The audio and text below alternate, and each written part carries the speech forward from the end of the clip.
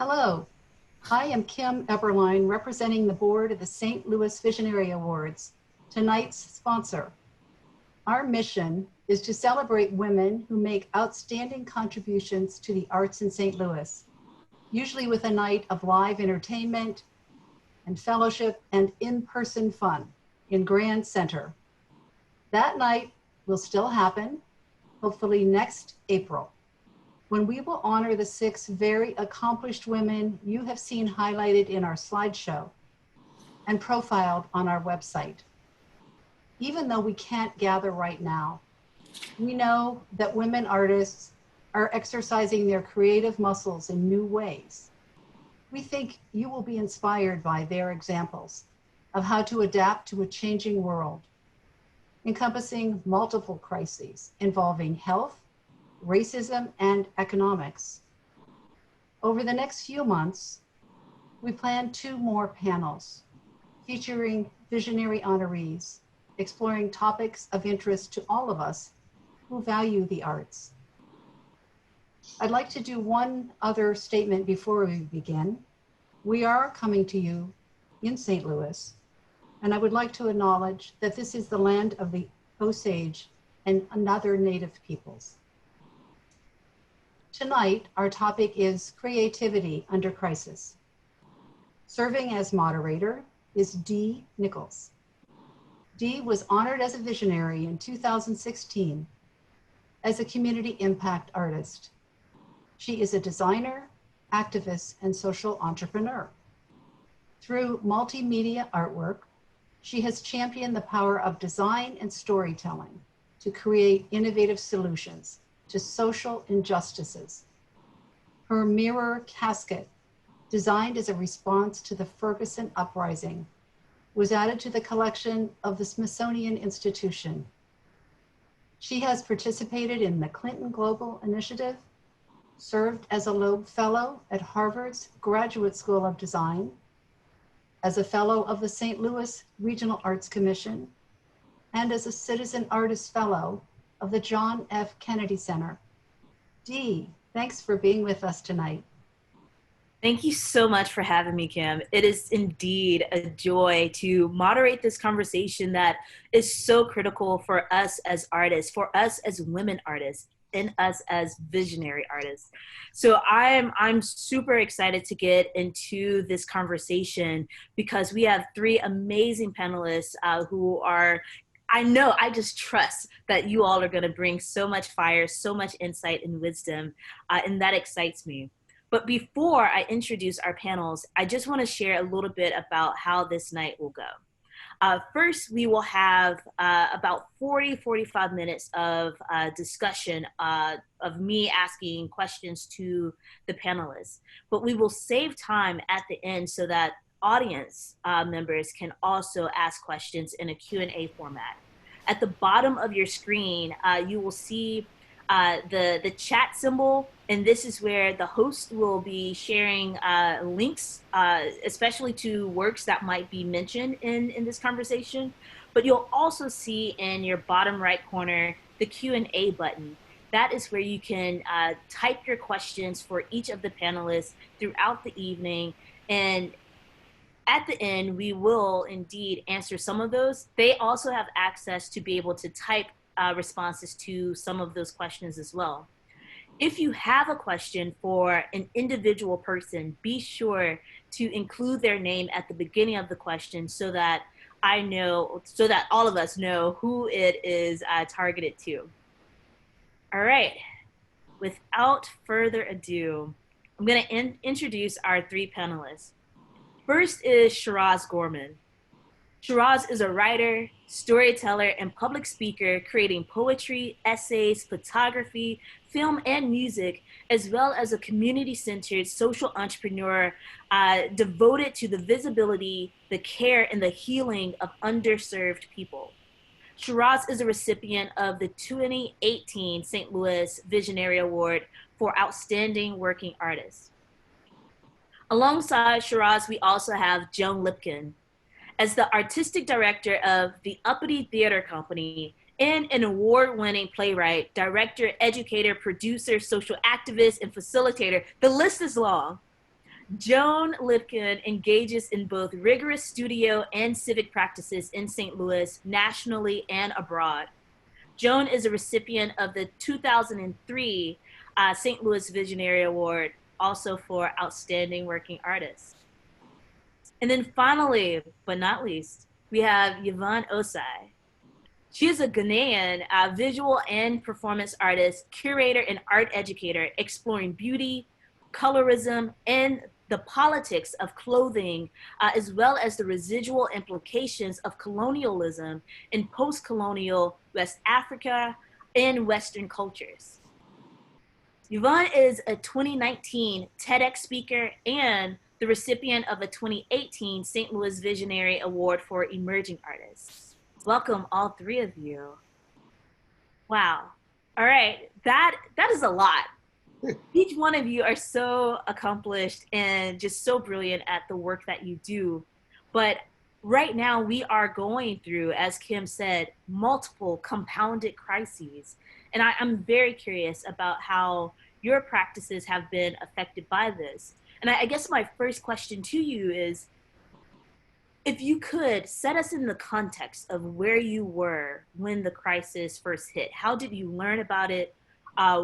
What was it that made you like really start to take it seriously, and how did it start to influence your work at that time? And I guess we could start from last to first. So Yvonne, if you could start us off. Yeah, sure. Thank you to the Visionary Award for providing the platform for us to speak. It's always a delight to be called upon to speak. I think for me, I've always supported myself, as an immigrant. There are so many restrictions that I have to go through, that I have to adhere to thrive in the United States. And so the pandemic only intensified that. And so my efforts to survive also intensified. I think that over the years, I have gained a way to stretch out my creative avenues. And in a way, it has become some sort of a mode or a mindset for living. The upside of that is that, it enables me to search for grants and opportunities worldwide, and now even more frequently. Joan, what about you? How did you encounter this pandemic? Wow, I was on such a roll before this happened. I had just spent 7 weeks in Eastern Europe, where I had written a play and directed it both in Belgrade and Sarajevo. And then I came back to St. Louis and I directed an evening of short plays about climate change as part of an international action. And I had started devising a piece about DACA in conjunction with the church in Ferguson. And I was getting ready to go to Cuba and perform and teach. I was in the thick of my life, right, of my creative life. And then the pandemic hit. And I really first found out about it from my brother, because my brother is a scientist, and he's actually one of the leading epidemiologists. He's known as the virus hunter. And he said, there's this thing coming on, Don, and it's really serious. And you're going to be finding out more about it. And he was right. And he started talking to me about it at the beginning of the year. And then everything came to a halt. And we really pivoted.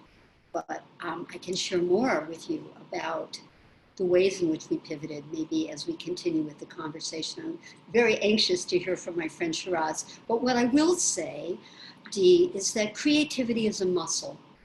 And that as artists, we adapt. And the other thing I'll say is that I've done work with many, many communities, including people with disabilities. And I think one of the key things that I've learned from the folks that I've worked with over the years is that adaptation is possible and that we continue to find our way. But I will love to share in a little while some of the exciting things that we have chosen now to do. Yeah, I would love to hear way more about that, and as well as from Shiraz and Yvonne. But I want to give Shiraz a chance to answer this first question of, how did you encounter this moment, this crisis, this pandemic? So like Joan, actually my year got off to a great start. It was like booking gigs, like people who I didn't even know had found me online, and and it was amazing. And the other side of my life, I'm also a community health worker. So I'm a frontline worker when it comes to the intersection of public health and social services. So we had been hearing things in our coalition meetings, like different things coming up regarding the coronavirus. It had not been coined as COVID-19 or anything at that moment. And we were paying attention to it because it was hitting the West Coast pretty hard, like the Seattle area. So we were just keeping our eyes peeled. Um, and all of a sudden, the gigs started to cancel as things got more severe. And it was clear that we would not be able to go out and do anything, that we were going to actually be sheltered in place and quarantined because, more things were coming out of Italy, and, we were seeing how things were going. So, I found out about it because of my profession, what I do in my daily life.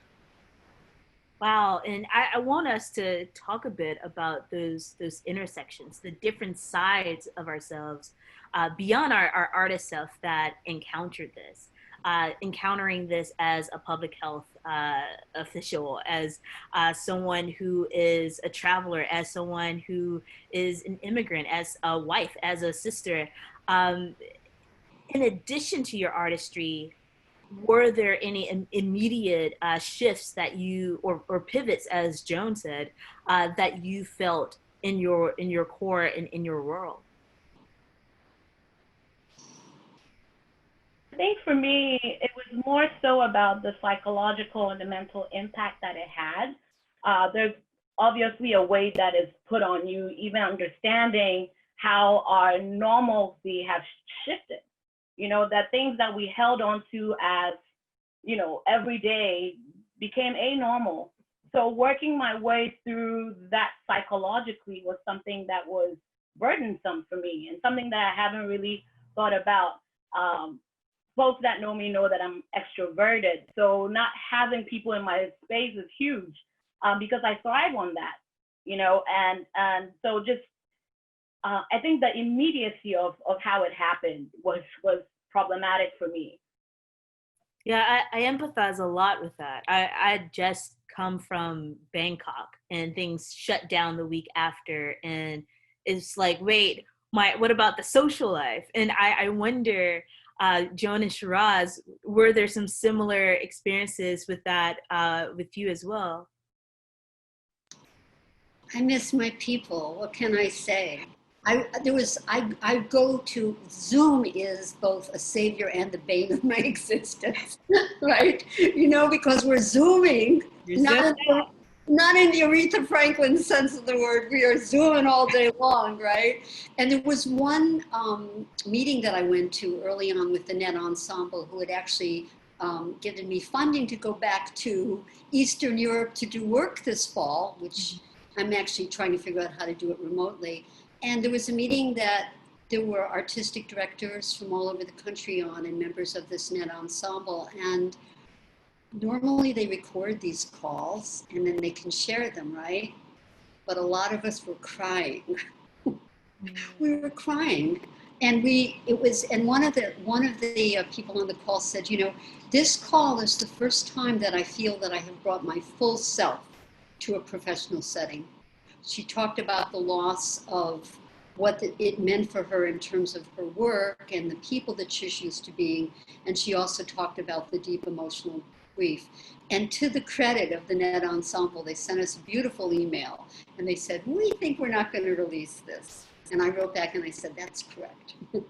Because it was like being in church, or it was like being at an AA meeting or something. We were deeply vulnerable, and we had to share our grief. And I still have grief all the time socially, but I have grief actually in a much larger sense than the loss of not seeing my friends and family. I'm really grieving for the illness, the deaths, the mismanagement, that's at the It's heart like a of my loss of grief. trust. Yeah. Yeah, that's the heart of my grief right now. Because I make things. You Yeah. know, I'm an idea generator. It's not about that for me. It's about, I'm really concerned about who we are as a culture and how we can take care of people who are less advantaged. Yeah, Indeed. and for me, it was interesting because this year I really felt like I was recommitting myself to get back out there and being a performance poet. Mm. And the universe aligned to that because it was just so many. When I tell you the amount of gigs that lined up and people who were finding me online, it was kind of mind blowing. And I was like, okay, got it. You know, the universe heard me. And then all of a sudden, I felt like God laughed at my plans. Mm. And it was like, I remember when it finally hit, and it was like, I have to shift into the other thing that I do well. And the other thing that I do well is that I care for and take care of people.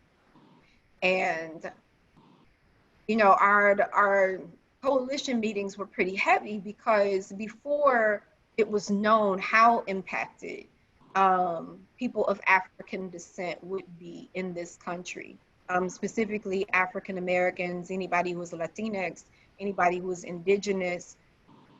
We already had the numbers, you know, kind of projected on how our communities were going to be impacted just based on how dense populations are in cities and et cetera, and just also the lack of education that was going out about the virus, just a lot of the not knowing and everybody kind of, you know, saying what they thought, you know, all also just ruling it out like, oh, this whole notion that it was just the flu. You know, there was Or even that some Black really, people can't get it.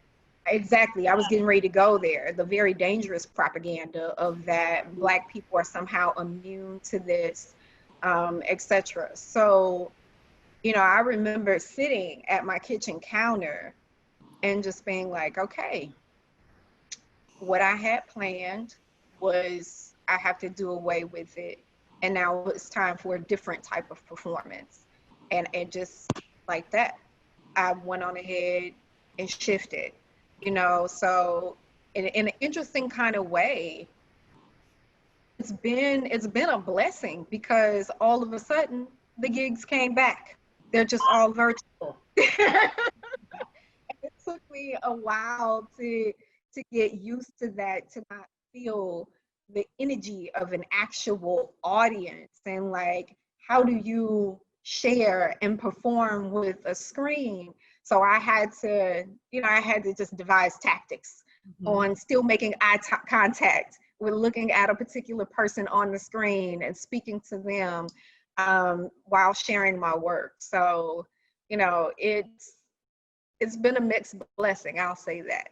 Yeah, but part of what I'm hearing from you and Joan is there's the pivot in the physicality of things, but there's a pivot in the platform, but there's also a pivot in the purpose, in how you show up as a performer, and that I think that is such a key insight of when you are an artist, you can shift and, as Joan said earlier, adapt no matter what. And Yvonne, as we talk about this, I'm curious for you about, as a maker, has this shifted a sense of materiality? Has it shifted the ways in which garments and exhibits and experiences that you curate, uh, how they might take place? Oh, yeah. So my work is really influenced by the environment. I am someone that engages the public. You know, I approach passersby and just talk about, you know, introduce myself, try to get them interested in the kind of work that I create. But in this sort of complex, you know, climate, you cannot do that. There's no face-to-face time. So there's a lot of adaptation that I have had to do, you know, and for me, I was really, it was really an interesting time because I was looking at textile designs and constructing particular garments that address issues of race, that looks at the climate of St. Louis, the legacy, its history, to kind of dissect how we understand spaces and how we memorialize issues of the past through clothing. So adapting some sort of social political lens to how clothing is worn and how it's made and how it's being thought of. And so that was the space that I was in, and I've been really concentrating on that body of work. Additionally, I've been doing this body of work for 5 years. Africa Clothed Me Bare, and it's this series of performances where I go into public spaces and wrap female nude sculptures in public with these textiles that I have been collecting. But this idea of giving a monument that is nude clothing to wear. And one of the additional articles of clothing that I give this sculpture is the mask. And it's my way of raising awareness of the medical crises that we live in today. Usually I don't leave a garment, like any garment, on the sculpture. So I would wrap, it's this ritualistic way of wrapping the sculpture and then unwrapping her after some time. So you kind of see that shift between a bronze or a stone sculpture that is quote unquote clothed and one that is not clothed. So it's that transition between what's nude becoming naked, and how do we legitimize something as nude or naked. But I broke the rule of leaving one article of clothing on, and that was the mask, to raise more awareness of that. So I see it kind of trickling into the work that I create and ways that I start to think again. But a lot of what I've been doing is looking introspectively and putting a pause, sometimes on the creative flow, and really looking back at some of the works that I have made and the trends that I'm starting to see, and really just growing with myself and understanding the sort of visual language that I'm creating. Wow. There's a part of me that wishes this was a platform where we could see some of that, because it just sounds so brilliant and so timely and relevant. And I think about Nina Simone and how she expresses that the role of the artist, the responsibility that we have is to reflect the times. And my goodness, these are some trying times where those types of creative practices and works of arts and bodies of work really play a part. But Yvonne, I want to pick up on a subject matter that you brought up, which is race, and recognizing that race is in of itself its own pandemic. And I'm curious, as we layer race into this conversation, when you heard about Ahmaud Arbery and George Floyd and Breonna Taylor, and even this weekend, Jacob Blake, all of these members of our nation, of our population, of our communities who consistently are still getting killed by police, is heart-wrenching.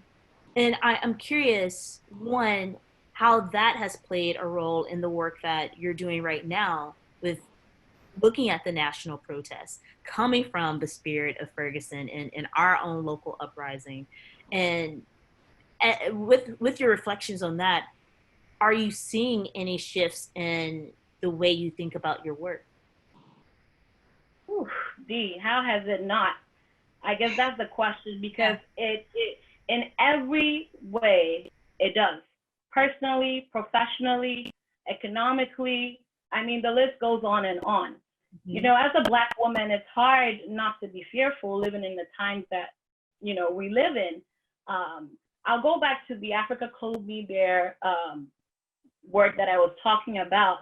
I decided to visit DC just to pay homage to the Black Lives Matter Plaza, one of the things about my work is that I love to travel to, you know, tread the same path that these historical people did, and to connect the dots and see how places have shifted and changed, and how people that live there understand the history that was there before.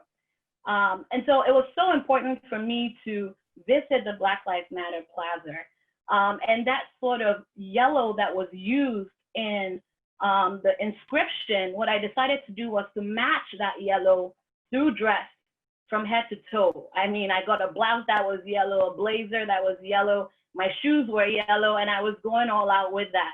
You know, so I had my mini photo shoot, and right after that was when I realized that a sculpture that I have been looking at for a really long time virtually through the internet was actually less than 10 minutes away from the Black Lives Matter Plaza.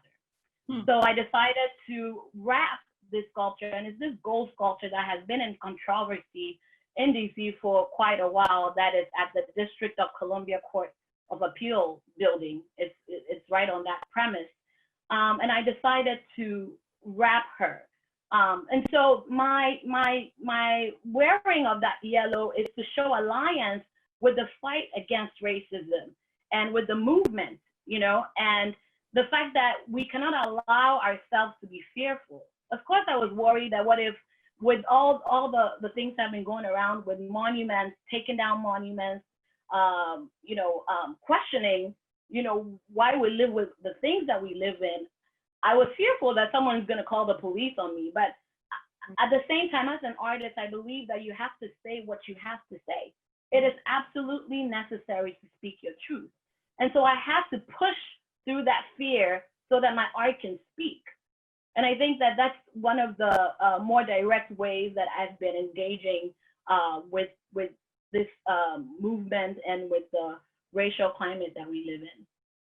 Wow. And Shiraz and Joan, I would love to hear, you know, more from you on this as well. Because this is, wow, yes. This yes. is the moment, right? This is the moment. We have some very specific things we're doing, but Shiraz, would you like to go first?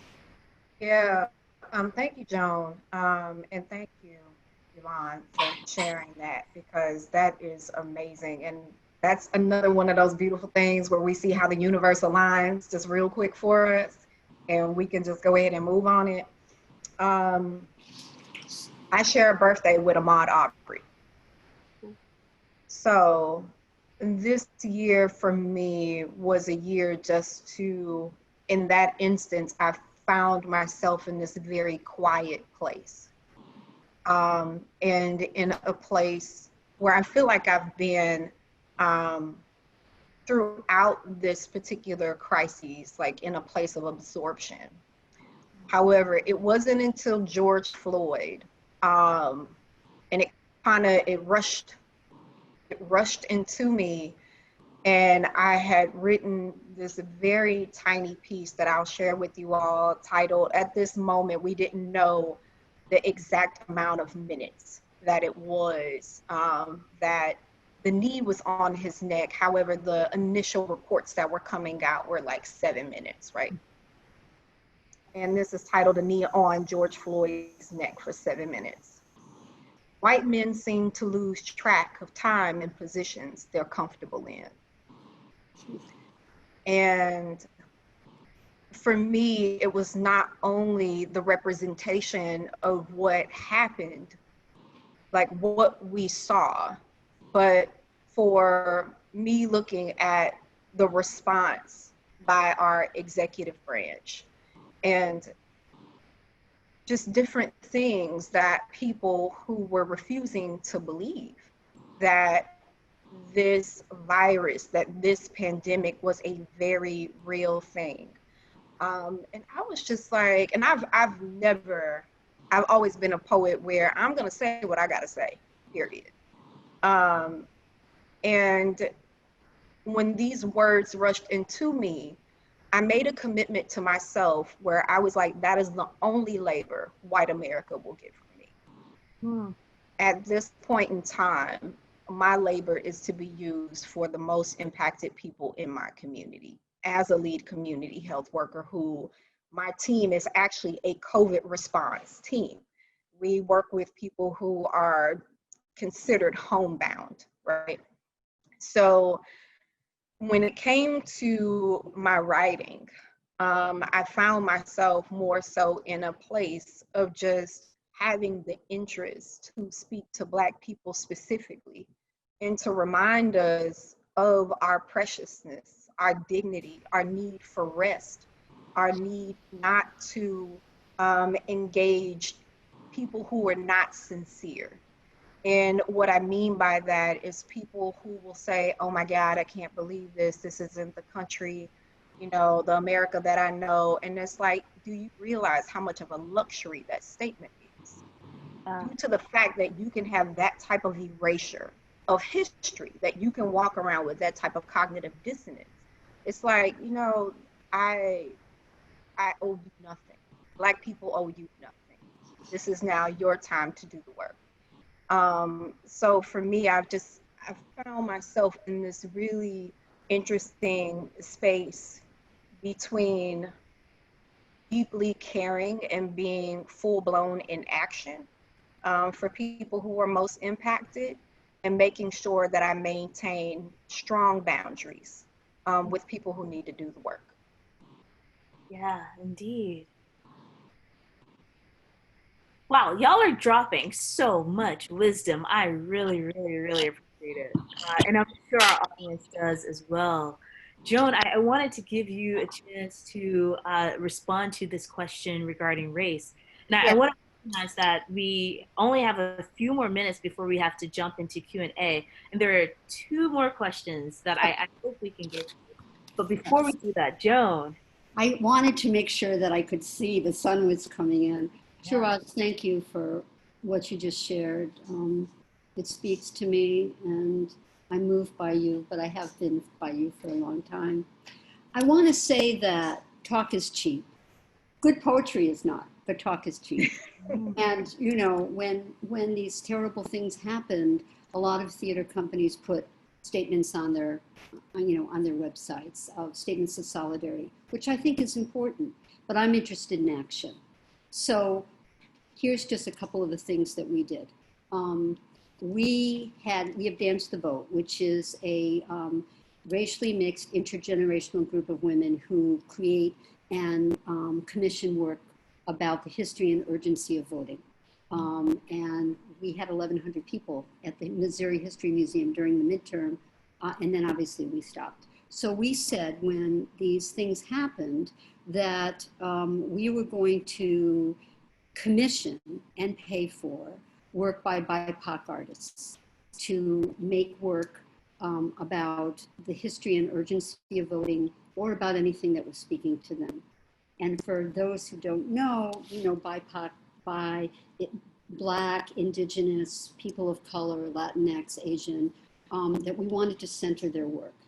And so we have about 20 videos that we have commissioned that we are going to be rolling out, that we also pair with information about how to check on your voter registration. And the other thing is that we're doing a competition, a paid competition for college students in the area, and we're calling it Good Trouble.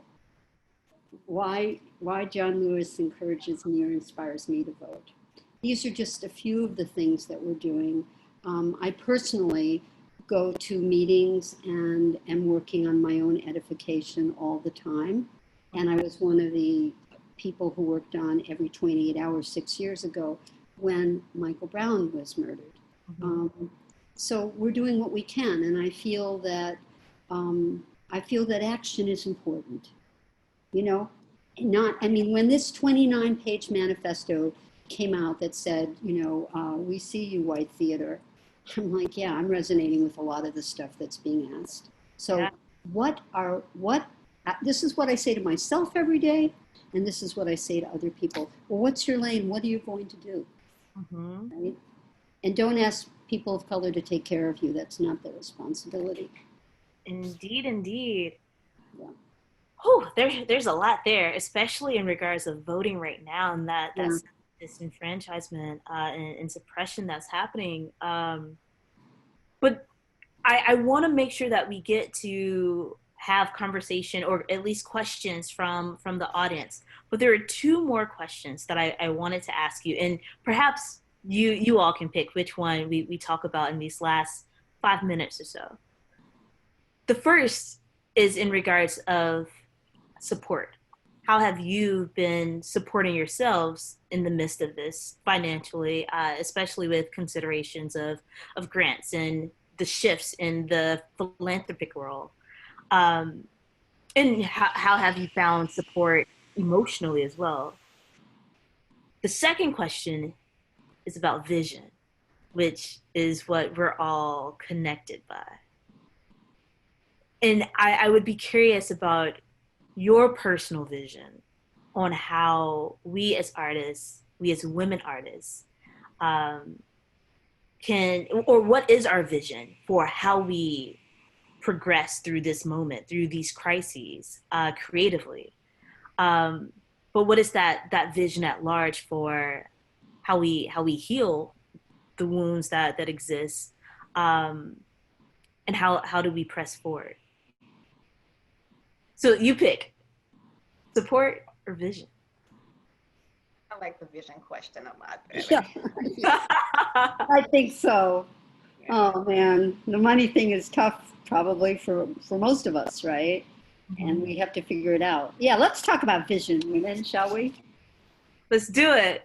So I'm curious, where where your mindset is as we think ahead, in the near future and in that distant future. What does it look like to be better, to heal, and what is your vision of how artists can be a part of that?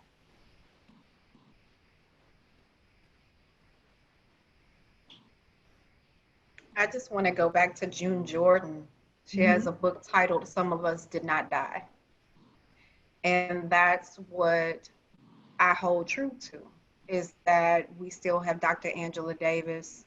We still have so many people from extremely hard eras, who are still existing with us.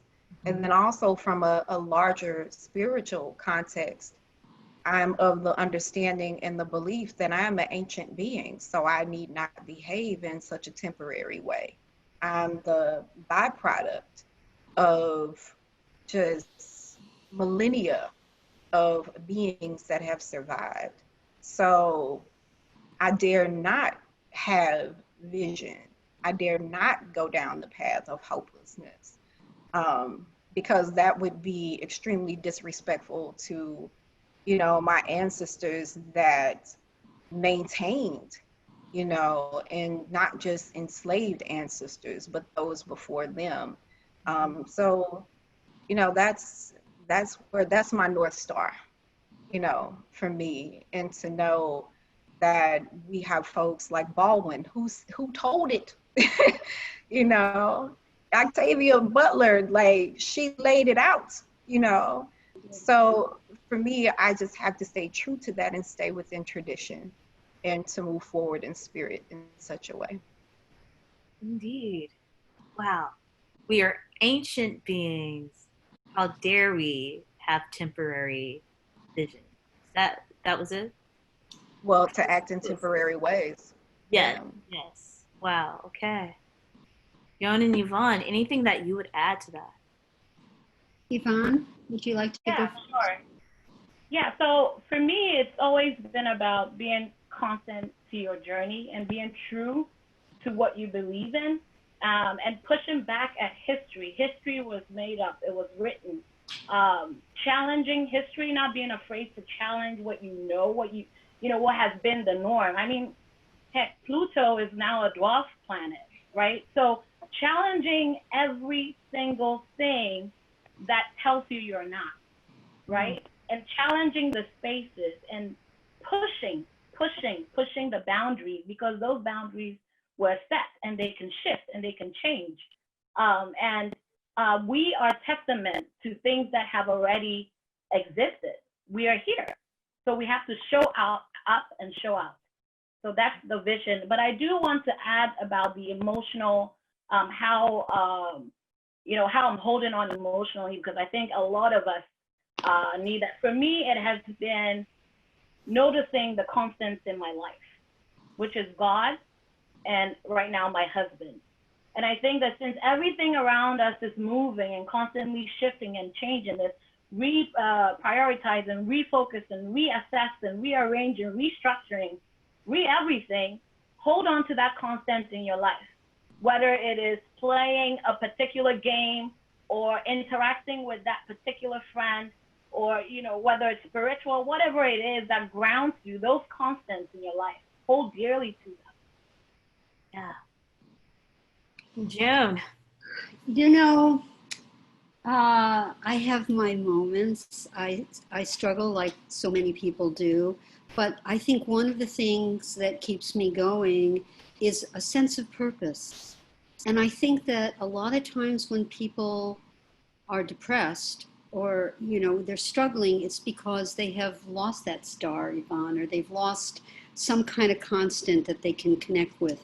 I'm very concerned, I must say, about the mental health of the community, of multiple communities. And I'm hoping to do a series of what I call creative play, creative conversations, starting after the election. My life, I'm really focused on this election, notaries and registering people and getting the vote out and rolling out our videos and the census.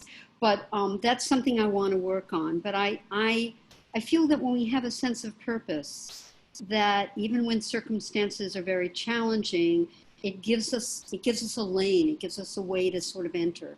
And so I feel really fortunate in that way.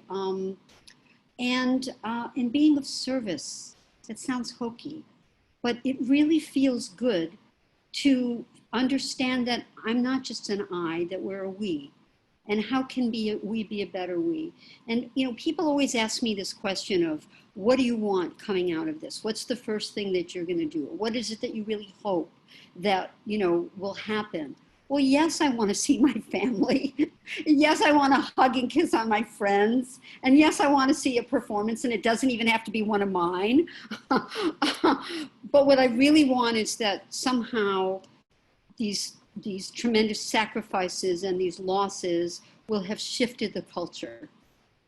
And that we have come to understand ourselves in a different way, that we are a kinder, more gentle people, that we truly treasure the contributions of people at all levels, and that the people that were so often dismissed or not seen, the person who's stocking the groceries, the person who's driving the bus, these are essential workers, and that we're going to honor them in a different way than maybe we did before.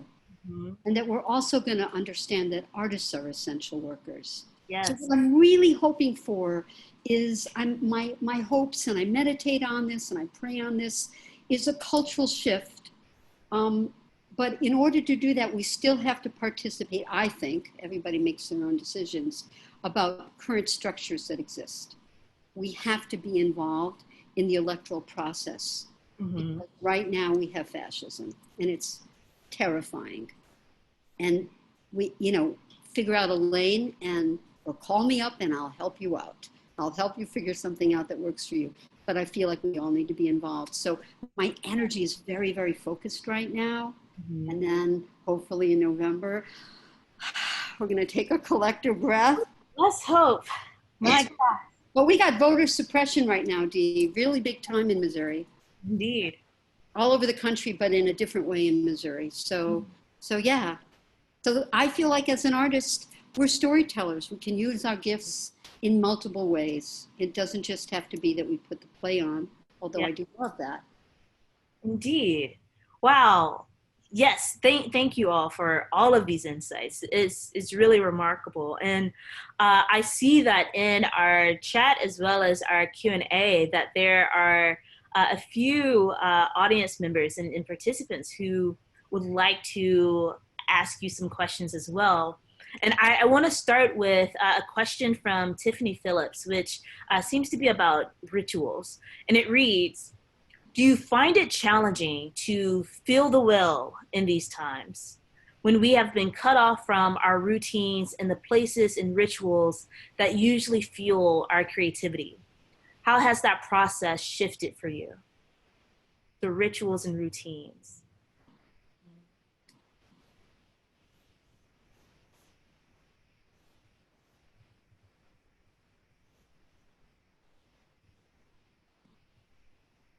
We're all polite.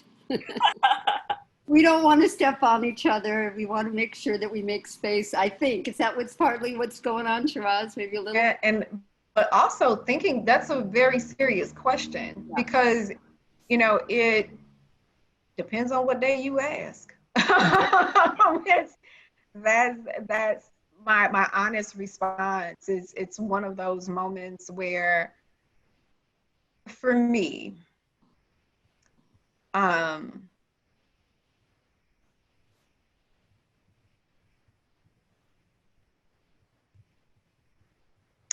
I'm rooted in optimism. So when I get up, I ask for that to be just, you know, instilled in me. But I also allow myself time to crumble. Mm-hmm. Yeah. You know, and that is generative as well, because for me, when I allow myself to get honest about my emotions, I feel way more energized versus when I choke it down and I attempt to have this mask on, because this woman's cape got holes all in it, baby. So, you know, it's one of those things that I have to allow myself that vulnerability. You know, just to give you, you know, an example, like I had a moment where my mom and I were together, and my mother was in the process of getting ready to have, you know, a major surgery. And as I'm getting out the car with her, you know, we do this little elbow bump thing now. And I went to go hug my mom, and we just kind of looked at each other. And when I got in the house, oh, it was the ugly cry, you know, like the wall slide. Yeah. And I had not realized how I was attempting to be strong all this time, you know. And after I got that good cry out, I felt so good. I was like, oh, okay, got it. That's what I needed. Mm-hmm. So, you know, it might look like an emptying, you know, like we're pouring everything out of us. But, you know, for me, that's where I find myself at times. It's like I have to give myself that space just to cry it out or to scream, and just be with how I'm feeling about everything now, so I can make more room, so I can be spacious for other things to come in. Indeed. Wow. I'm going to go to another question, shifting a little bit. Actually, I might merge these two. One from an anonymous attendee and one from Aaron Prange. The first is, have you found any new opportunities throughout these huge format shifts, particularly in the avenue of collaboration? And then the second one is, we are parts of a larger community of art and art organizations. How do you see these organizations, or how have you seen these organizations supporting artists right now? Yvonne, do you want to go? Sure. And then I'll say something. Yeah, about the new opportunities. So it's been really interesting. I think that virtual panels are here to stay, and they should stay, just because it's so much easier to reach out to a large group of people. You don't have to worry about travel. You don't have to worry about housing. You can, you know, maneuver through different panels, hop and shift wherever you want to, you know, go. And I think in a way it allows more people that may be economically challenged to participate in these important discussions and on these platforms. I think another is just, I have been interested in reaching out to people that are doing research around things that I care about. One person that I have connected to recently is this professor that is interested in clothing and how it functions in South America, looking at the Guatemalan community, and just really, in a way, mirroring some of the techniques that she's using for my own research. She's an anthropologist, and so really looking at how knockoff or fake Western design clothing is working on the Guatemalan landscape. And that's similar to some of the things that I'm doing in Ghana, and some of the things that I care about with pollution and in respect to fashion and clothing, and how it's shifting or eroding the cultural landscape of a place. So yeah, so those are some of just a couple of things that I've been, working on with the format. I want to just respond briefly to Tiffany again. You know, I think part of what we need to do is to find our people and look for structures. So I start my Monday mornings with the Missouri Voter Protection Coalition meeting, which is a statewide nonpartisan meeting of people talking about how we're going to protect the vote, getting notaries, all the complications with mail-in and absentee. There's usually 80 people from all over the state. And then I followed that up an hour later with I think it's called the Digital and Transmedia Group. It's a group of people who are learning how to use platforms in all kinds of ways, and we're all over the country. On Fridays, I bookended. On Fridays, I go to a fantastic conversation with theater artists and directors who have all worked at La Mama in New York or in Umbria, which I've done. So, you know, it's really helpful if you find structures and these become like, you know, a place that you visit and you start to know these people. And if like somebody isn't there that week, you drop them a note and say, hey, what's going on? Where are you? You know, so it's really helpful. I'm really interested in government agencies because I'm so obsessed right now with voting and protecting and the census.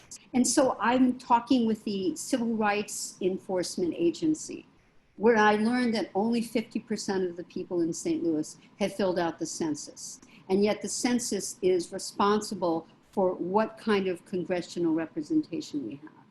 And a state can go red as opposed to blue if we don't have enough people counted and we don't have enough seats available. Great. These are things that we are not taught. So I'm thinking I can put on my artist hat. How can I help serve this cause?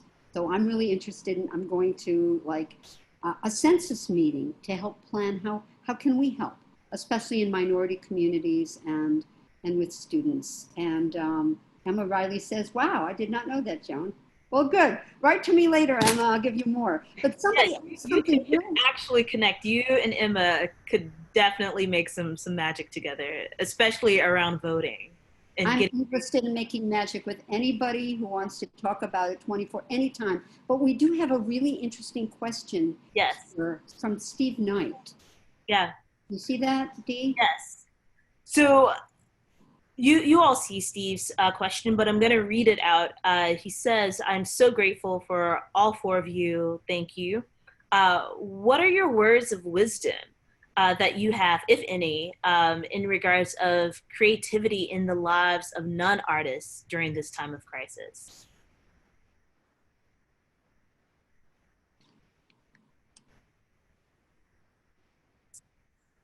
And while you think about that, Joan, you have a quick question in here that from Susan Vulcan saying, how about you consider a dance the census?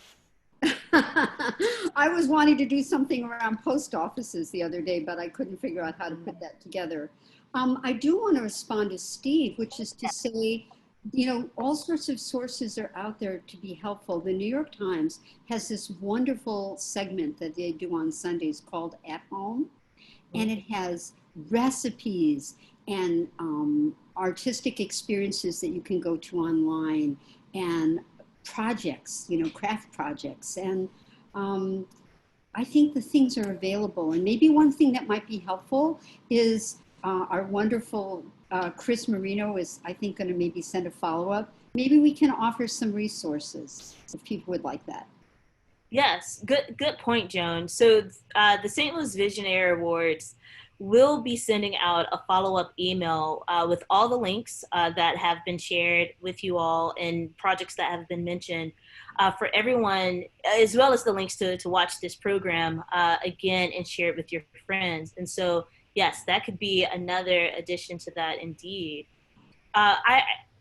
Before we go, because we have about 5 minutes left, I do want to go back to one of the questions that was about organizations. And how would you, as visual artists, as individual artists, speak to organizations right now?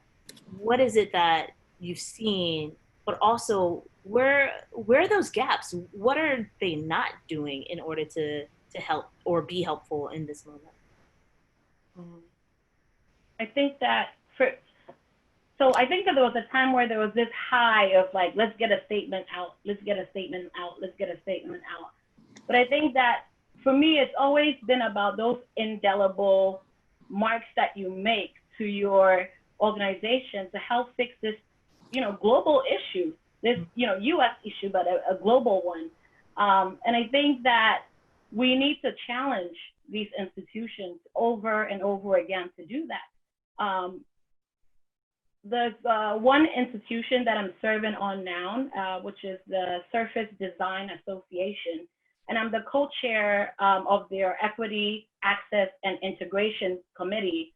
And it was even about understanding even this idea of diversity and inclusion being something that is in a way westernized, right? In a way very, I want to say whitewashed, right? So because diversity already exists, what doesn't is this idea of really integrating that diversity. And so what the association has done is to come up with an indelible committee that is constantly going to amplify voices and create a platform for historically underrepresented communities. Wow. Nice. Yes, I agree with you there. Organizations have to do more than push out a statement. That's for sure. Right. I think I cut you off, Shiraz. No, it's all good. I would say get involved in policy work and get involved in policy work that directly impacts the people you say you support, because grants aren't enough. A part of an artist's life is money's like a very small piece of it.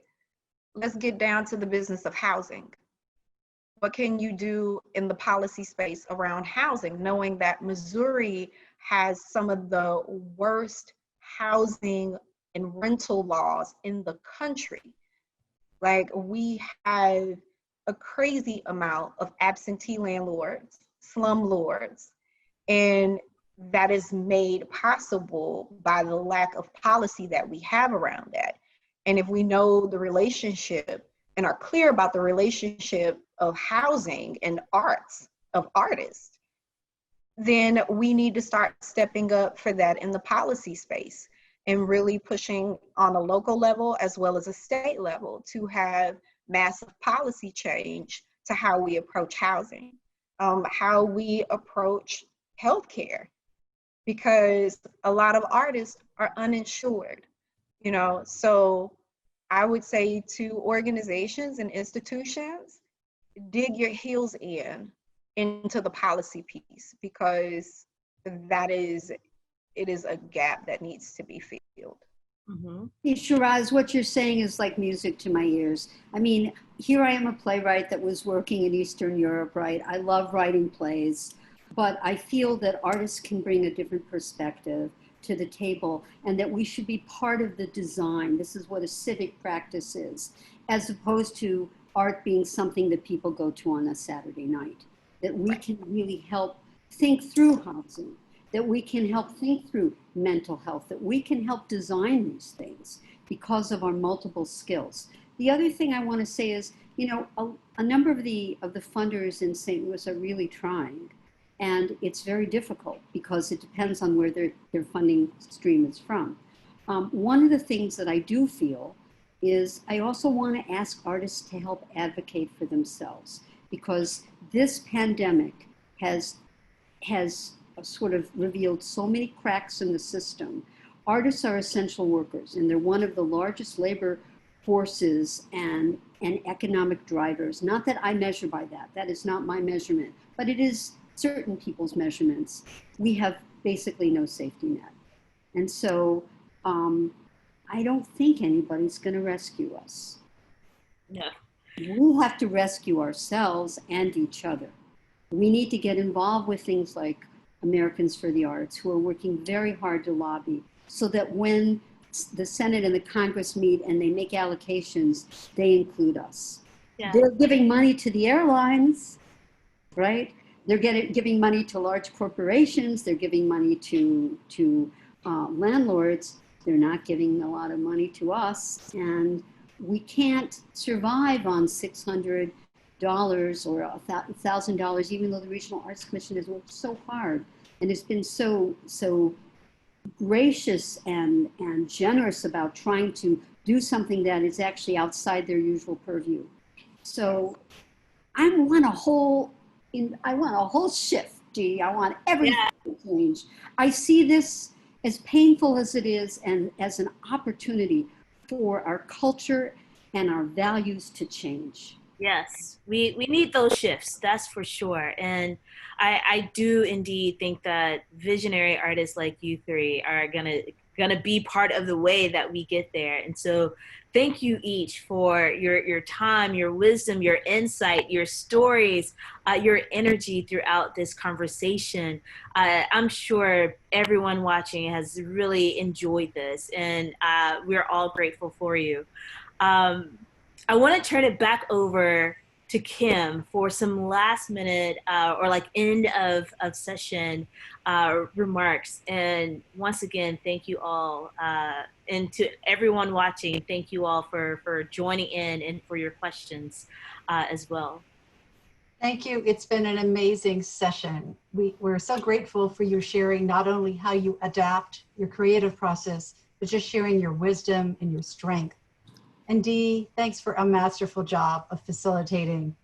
We're so appreciative of all of you and what you contribute to our community.